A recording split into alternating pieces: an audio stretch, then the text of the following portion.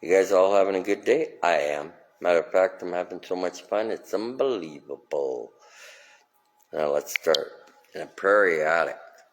Blandham Family Toys. In 1910, an American couple from Galesburg, Illinois, and their 6 children boarded a train and headed for the last best west to make a new life in Lang, southeast of Regina. Mildred, their 7th and last child, was born later that year. The farm experience of the Blandons spanned the period from horse-drawn plowing to aerial spraying. Although they had much in common with other farm families on the prairies, there were characteristics that made the family distinctive. Only 2 of the 7 children married and left home. 4 sons and a daughter stayed on the farm after the deaths of their parents in the 1930s. The farm was home to the Blandon family for 85 years. The Blandons were savers. The house was full of new or seldom used items of all description. The most exciting of the attic discoveries were the toys, games, and puzzles and playthings, hidden away for decades. Now let's take a look.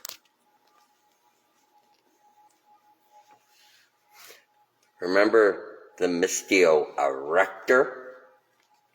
Hello boys, what are you building? Come daddy, see what we built. The toy whose grinders resemble structural steel. Structural steel builder, Mistio Manufacturing Company, New Haven, Connecticut. Patented in 1912 by Mystico Manufacturing Company. Interesting toy there.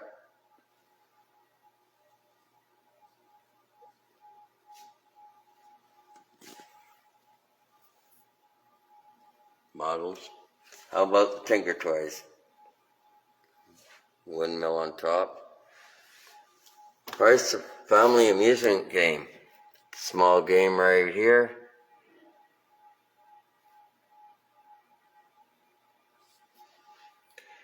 Most little boys love toys, which open doors for magic play, building forts, playing soldiers, farmers, trucks, treasures, and then it's choice of such action were the Blandon boys too busy with farm chores to play. The more interesting outdoor play, like ball and hockey, we do not know. Toy selection of typical 1920s catalog offered many of the playthings shown here.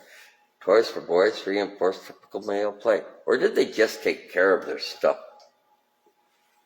There's the Blandon boys there. The Blandon boys.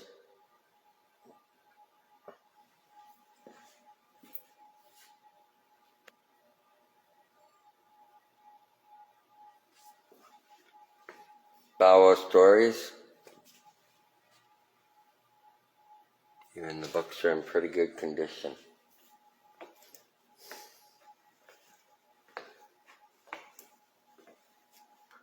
Christmas, birthdays, and other special days were opportunities for gift giving. He received this precious Fladora doll soon after the Bladens arrived in Saskatchewan. Greeting cards were exchanged and candy packaged in novelty glass jars was a special treat. Decorations added festive air to the holiday celebrations. There's the Bladden Christmas tree of 1928. Halloween decorations, Christmas decorations. There's the stocking. Snow White and Rose Red from Father Tuck's Little Pet series.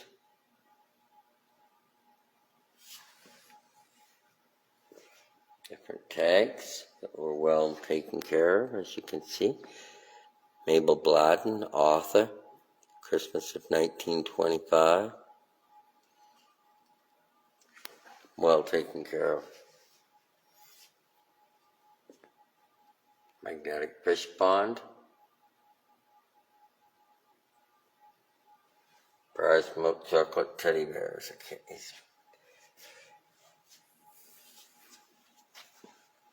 Tops of all kinds, jacks, marbles,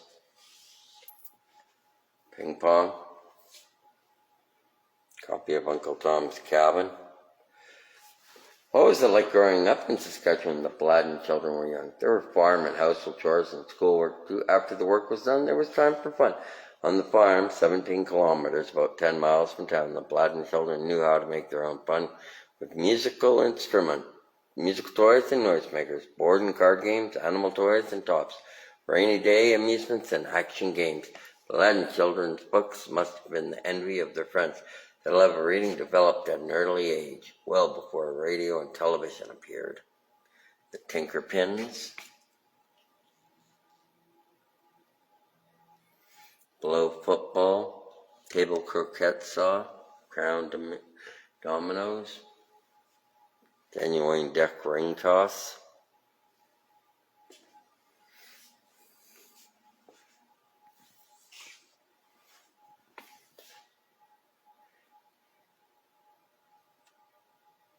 remembered the life craze, pit,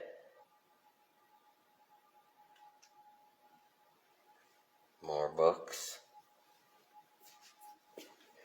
The Bladden family did not have battery-operated toys. Instead, they had mechanical toys which delighted with their movements and acts. All these toys could be set in motion by winding a key or by some other mechanic means. Count toys like these could be bought from mechanical catalogs and local merchants. See lots of wind up.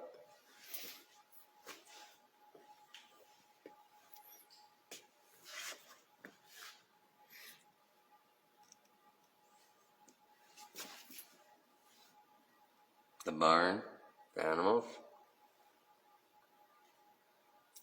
That could be Noah's Ark in a way, I guess. The home.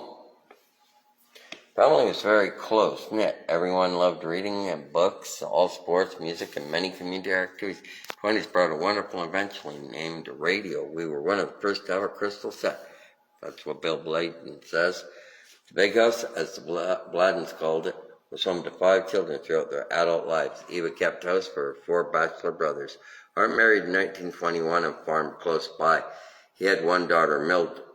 Mildred married a teacher in 1942 and moved away. She had no children.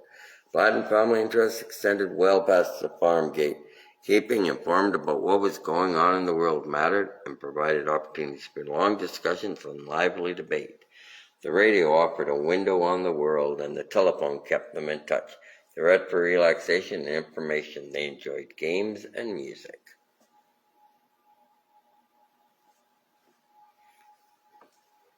(1927-28) Prairie Hockey League official league games. Regina, Moose Jaw, Saskatoon. Patriotic Sports Days. Community. The Bladden family farmstead was the center of community life for years. Lively ball games drew players and spectators from miles around. 1921, Saskatchewan's homecoming year. The Bladden brothers hosted a community reunion at the farm. Former residents of the district came from all over Canada and the United States. The Bladdens were sports-minded, traveling 65 kilometers, 40 miles to Regina, often in an open vehicle to watch a game. They were loyal Rough Rider football fans, holding season tickets for more than 40 years. Family members curled for 36 years, playing baseball and hockey. The family was civic-minded, contributing to organizations like the school, church, rural telephone company, local co-op, and Saskatchewan wheat pool. They became a part of Canadian society, but they never forgot their American roots.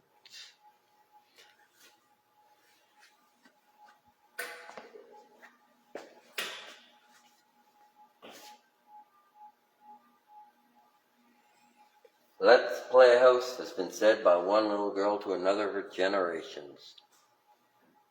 Preparing for adult roles as mothers, as the keepers of hearth and home, has been reinforced by such playthings as dolls, doll furniture, miniature cooking, and housekeeping toys. Imagine even Mildred as the little girls playing Let's Pretend. Some of the cloth dolls shown here were received as product advertisement bonuses and were cut, sewn, and stuffed by the girls' mother, Rilla. The Aunt Jemima rag doll family was offered through Aunt Jemima pancake flour. The Little Miss Hoslin doll was given away by the makers of the Hoslin bread.